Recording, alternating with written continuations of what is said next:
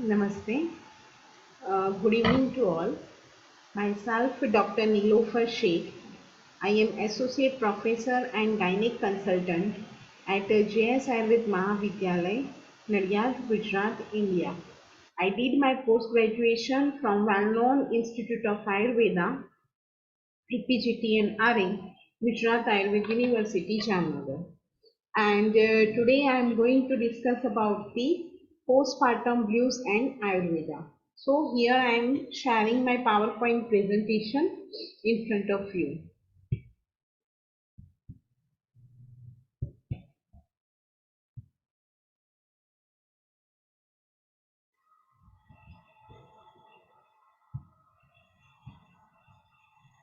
So the topic is postpartum blues and Ayurveda. Coming to the introduction, what is postpartum blues? Before that, here I like to share that here I am not presenting the original work or the information. I had gathered and reviewed the information from various research articles, papers, internet and the Ayurveda text. Coming to the introduction, so first of all, postpartum blues, that is known as the baby blues or the maternity blues. That is the very common but self-limited condition that begins shortly after the childbirth and can present with a variety of the symptoms like a mood swings, irritability and the tearfulness. If we see the prevalence of this postpartum blues, like up to 85% of the new mothers are affected by the postpartum blues. And these symptoms may start from within a few days after the childbirth and that lasting up 2 weeks in a duration. Symptoms of the postpartum blues are tearfulness or the crying for no reason, mood swings, irritability, anxiety, questioning one's ability to care for the baby, difficulty in making choices, loss of appetite, fatigue, difficulty sleeping, difficulty in concentration, negative mood symptoms. These are the symptoms of the postpartum blues. If we see the onset, as I already told that it will begin within a few days after the childbirth and often peak by a day 4 or 5. So that is on that day the symptoms may in a peak level. If we see the duration, postpartum blues may last for a few days or up to 2 weeks. And if it is more than 2 weeks, like if it is continue more than 2 weeks, then we can consider it as the postpartum depression. What are the causes of the development of postpartum blues? If we see, there are some conditions which are which aggravate these symptoms, like feelings commonly reported by the new parents and lifestyle changes that may contribute to develop the postpartum blues are: first, that is the fatigue after labor and delivery, caring for a newborn that requires 24/7 attention, sleep deprivation, but obvious woman will not able to get the proper sleep, lack of support from family and friends, specifically if the female live in a separate family, changes in home and the work routine, some financial stress, overwhelmed and questioning ability to care for the baby, anger, loss or guilt, specifically the patients or the parents who has the premature babies. Risk factors. There are some association between these factors and the development of the postpartum blues. Like if you see that some socio-demographic factors like age, marital status, obstetrical factors such as delivery complications or the complication to the fetus or the newborn, These are the risk factors for development of the postpartum blues. One more thing, that if patient has the history of the family history of the depression or any psychological disorder, they may be the more vulnerable for the development of the postpartum blues. So there is a genetic tendency in the development of the postpartum blues. What can be the pathophysiology? So one thing, that is the changes in the hormones. Like after the delivery, there will be the depletion of the hormones like estrogen and the progesterone. So this is like a depletion of the hormones can lead the mood swings. Like just before the menstruation, many women felt that the premenstrual syndrome (PMS). They have some kind of the mood swings and anxiety just before the onset of the labor. Just like that, after the delivery, there is a drastic changes in the level of the hormones, specifically in estrogen and progesterone. So that can lead the development of the mood swings, anxiety, etc.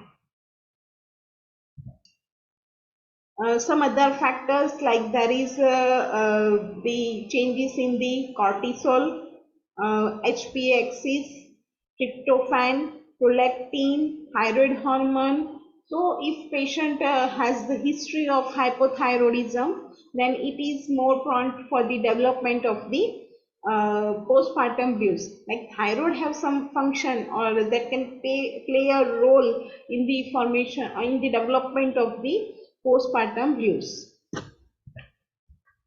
If you see the criteria, so there are no standardized criteria for the diagnosis of the postpartum blues. Like some investigators have employed a variety of diagnostic tools in prospective and retrospective study of the postpartum blues, and they including the screening tools such as the Edinburgh Postnatal Depression Scale (EPDS), Back Depression Index. So with this screening method, we can find out the cases of the patient who is suffering with the postpartum blues. So what can be the measures that we can take to manage this condition? That first one, that is the prevention. Always we can prevent this kind of the condition just before the appearance of that particular disease. So here we can do the screening. There are no specific screening recommendation for the postpartum blues, but variety of professional organizers recommended routine screening for the depression or the assessment of the emotional well-being during pregnancy and the postpartum. We see that American College of Obstetrics and Gynecology in 2018, ACOG recommended universal screening for depression and the anxiety using a validated tool at least once during a pregnancy or the postpartum. In addition to a full assessment of the mood and well-being at the postpartum visit, this is in addition to existing recommendation for annual depression screening in all women. So like the patient is more vulnerable during pregnancy and the postpartum for the development of the blues or the depression. So that's why screening is recommended. Again, American Academy of Pediatrics in 2018, the AAP recommended universal screening of mothers for postpartum depression at the 1, 2, 4 and 6 month child visits, like first month, second month, fourth month and 6th month. So what can be the treatment? As it is a psychological condition, first reassurance is the most most of the time the patient need the some mental support and the assurance from the relatives. So postpartum blue is a self-limited condition, and the signs and symptoms expected to resolve within 2 weeks of the onset without any treatment, but still the recommendation to help the to help to relieve the symptoms. That is the first one, getting enough sleep. Second, taking time to relax and do activities that you enjoy. Third, asking for help from the family and friends. Like, we can't able to perform all the duties in the alone. So it's better to ask for the help from the relatives and the family. So that is the period when we need a support, and one should ask for that help and the support. Reaching out to other new parents, like you can hear or you can see the other new parents and their schedule, and accordingly you can motivate yourself. Avoiding the alcohol and the other drugs, they may worsen the mood symptoms. Reassurance that symptoms are very common and we resolve on their own. Like, it is not a like you are not alone that you are feeling this kind of the things. Many other women who are in the puerperal period, they may suffer with the same condition. If symptoms do not resolve within 2 weeks, or if they interfere with her functioning, individuals are encouraged to contact their healthcare provider. Like, within 2 weeks, it must be subside. But if it is not that, then you should contact the consultant, and they can give some medicaments or to cope up with this condition, like depression, anxiety, and the psychosis. Okay, now we will see the Ayurveda view. What is the Ayurvedic view, particularly in cases of postpartum blues? So, as an Ayurveda, there is a detailed description about the Sutika Paricharya, postnatal care, had been given. So, if we see that according to Ayurveda text, after the delivery, the woman is called the Sutika. Sutika, and the care which is given to that person, Sutika, that is termed as the Sutika Paricharya. So, as in Ayurveda also, they had mentioned that prasav is a strenuous activity which causes the dhatu kshaya, specifically depletion of the body tissue, and thereby depletion of the ball. Again, strength will be decreased. So, because of that, a woman is prone to development of this kind of the psychological condition. And specifically paricharya, that is a care, is mentioned extensively in classics, which include the ahar, that is specific diet, aushadha, medicines, and vihar, regimens. What are the principles of Sutika Paricharya? If we see the principles of Sutika Paricharya, they include first one, that is the Ashvasan, psychological support. In Kashyap Samhita Khilsthan, they had narrated that Ashvasan or the psychological support is must during the Sutika period or the puerperal phase. Second, Abhyang, massage, body massage with the oil. Use of Dipana Pachana drugs, Garbhashay Shodhan and Kleda Shotha drugs. Shula Saman means the medicine which relieves the pain. Vatanulomaka, Bala Vriddhi, to increase the vitality and the strength in the puerperal period. Stanya Janan, which helps in the proper lactation. Brihana, again Brihan means to give a proper strength and bala. Here if we see the reason of this kind of the paricharya, so as such during this period, Vata dosha and Agni, which are two key factors, are considered for the postnatal management. As Vata dosha is aggravated in the pelvic region by the creation of the empty space after the expulsion of the fetus from the uterus. According to the Ayurveda, after the delivery, Vata dosha will be aggravated. And Vata is responsible for pain, shock, anxiety, and so on. Here, management of Vata dosha is done to prevent any possible complications and ensure smooth recovery from the distorted anatomy and physiology in the female body.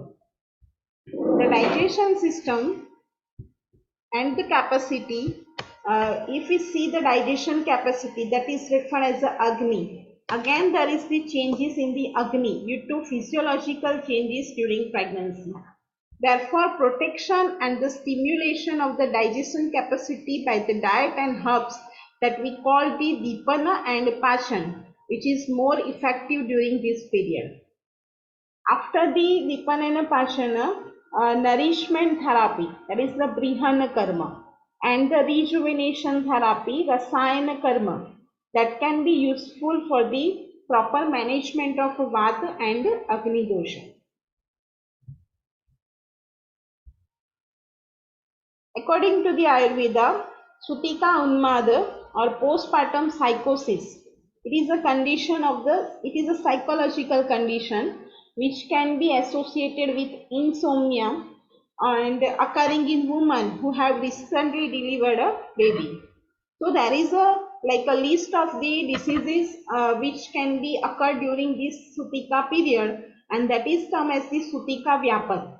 Total 64 Sutikavyapada has been explained by various acharyas, and if we see that there is one disease which is termed as the Sutika Unmad, that we can consider it as the postpartum blues.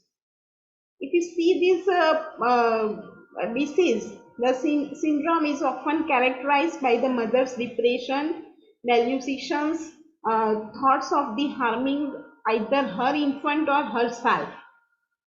Even sometimes it can lead the suicidal tendency. So we can consider or we can correlate this condition with the Sutika Unmad. Though again Unmad is a very broad term which comprising of various kinds of manovikars. In Unmad, the impairments in the domains of Ashtavibhrams lead to the occurrence of various clinical conditions. Like sometimes female may have pitta predominant features like amarsha, that is irritation, krodha, anger, continuous state of anguish, vinindra, that is a reduced sleep. Like we have to consider the doshic involvement also in particular this phase. Second, if vata predominant features like asthane rodanam, inappropriate crying, now crying without reason, then we can consider that is a vata is aggravated. Asthane akrosham, inappropriate shouting, and kapha predominant features like alpachesta, reduced psychomotor activity, alpavakyatva, reduced speech.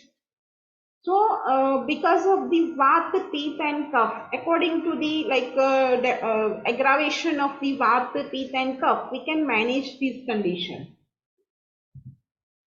So what can be the chikitsa or the Ayurvedic treatment for the postpartum depression or the blues? Here postpartum blues can be treated with a variety of herbs from the Ayurvedic medicine, and they are very useful. They can help to relieve this anxiety, stress, etc. So the main drugs are ashwagandha, brahmi and shatavari. Here shatavari is very useful because it helps in the lactation and as well as it will relieve the aggravation of the vata dosha. Brahmi Bacopa moneri, it has some major properties like it gives some soothing action, or it will relieve the anxiety and stress. So we can give a powder of ashwagandha, brahmi and shatavari. We can give the combination of this powder to the woman who is in puerperal period or who is a Shrutika. Some other medicine like Brahmi Grita, Brahmi Swaras, Sarasat Grita, Kalyanaka Grita, Dashmula Grita, Ashwagandha Grita, Shankushpi Churna can be given. These are the oral medicaments. Along with the oral medicaments, some therapeutic massage or some external application is also useful. Here we can give the whole body massage or Siroabhyam, massage over the head to relieve the stress. Specifically, Chandan Bala Lakshadi Tel or some Shita Virya Yukta Aushadhi we can apply over the head to relieve this stress. Even we can offer the Shirodhara and Shirobasti, specifically if patient is suffering with the postpartum depression. And yes, Brahmi Grith Nasya is also very much useful in this kind of the condition. Like we can give the Marsha Nasya, that means 6 drops in each nostril for continue for 7 days. So it will help to get the sleep. It relieves the anxiety and the mood swings. So we can manage this condition with the help of Ayurveda. We can use some oral medicaments along with some sthanic chikitsa like the massage, Sirobhyang, Sirodhara and the Nasya. Along with this, we can advise the patient to perform some yoga.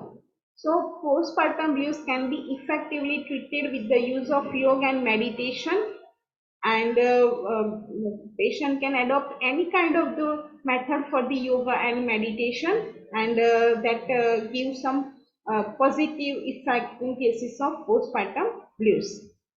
Along with these diet and drugs, one should modify her lifestyle. So modification in lifestyle.